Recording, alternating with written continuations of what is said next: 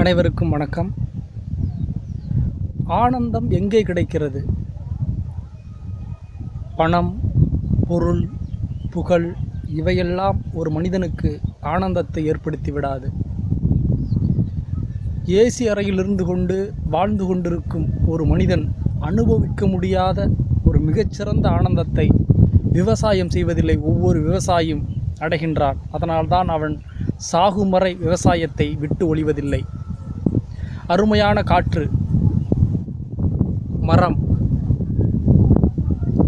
மரத்திற்கு கீழ் அமர்ந்து கொண்டு அந்த இயற்கை காற்றை சுவாசித்து கொண்டு விவசாயம் செய்வதில் விவசாயிகளுக்கு ஒரு மிகப்பெரிய ஆத்ம திருப்தி கிடைக்கின்றது. அதனால்தான் அவர்கள் கடைசி வரை இந்த நிலத்தையும் இந்த மண்ணையும் இந்த விவசாயத்தையும் விட்டு வெளியே வருவதில்லை.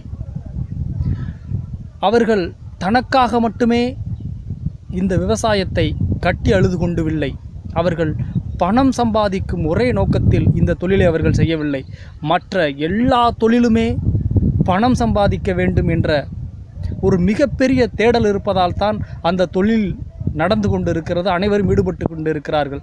ஆனால் தான் வாழ்நாள் முழுக்க தனது விவசாயத்தை மட்டுமே தொழிலாக செய்து கொண்டிருக்கும் விவசாயி ஒருபோதும் பணத்தை அடிப்படையாக வைத்து இந்த வேலையை செய்ய அவன் முன்வருவதில்லை.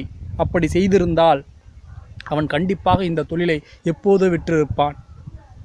ஏனென்றால் நாம் பல ரூபாய்களை கொடுத்து செல்ஃபோன், டிவி, எல்இடி, ஃப்ரிட்ஜ் என்னென்னமோ வாங்கி கொண்டிருக்கிறோம். ஆனால் அன்றாடம் நாம் வாழ்வதற்கு தேவையான உணவுப் பொருள் அவற்றின் விலை மிகவும் மலிவாகி கொண்டிருக்கிறது. ஒரு மொபைலை விற்பதற்கு அதை உற்பத்தி செய்பவன் தான் அதற்கு விலையை நிர்ணயிக்கிறான். அவனிடம் அந்த செல்போன் என்ன விலையோ அதைத்தான் நாம் கொடுத்து விட்டு வாங்கி வருகிறோம். அதனால்தான் அவனெல்லாம் ஆடி காரில் போய் கொண்டிருக்கிறான். ஆனால் நம் விவசாயிகள் நீங்கள் சொல்லும் விலைக்கு பொருளை விற்கிறார்கள். ஒரு மூட்டை நெல் 10,000 ரூபாய் என்று அவர்கள் சொல்லி விற்றதும் இல்லை, நீங்கள் வாங்கியதும் இல்லை. ஆனால் ஒரு செல்போன் 10,000 ரூபாய் என்று உற்பத்தி செய்பவன் விலையை நிர்ணயிக்கிறான். ஏன் நம் விவசாயிகள் அவர்களாலேயே பொருளின் விவசாயத்திற்கான விலையை நிர்ணயிப்பதில்லை என்றால் அவையெல்லாம் ஒரு மனிதனின் வாழ்வாதாரத்திற்கான பொருள். நீங்கள் மற்ற பொருள் இல்லாமல் உயிர் வாழ்ந்து விடலாம். ஆனால் உணவுப் பொருள் இல்லாமல் உயிர் வாழ்வது மிக கடினம் என்பதை உணர்ந்துதான் அவன் தான் உற்பத்தி செய்யும் பொருளுக்கு அவனே விலையை நிர்ணயிப்பதில்லை. அவர்களையெல்லாம் நாம் மறந்துவிட்டோம்.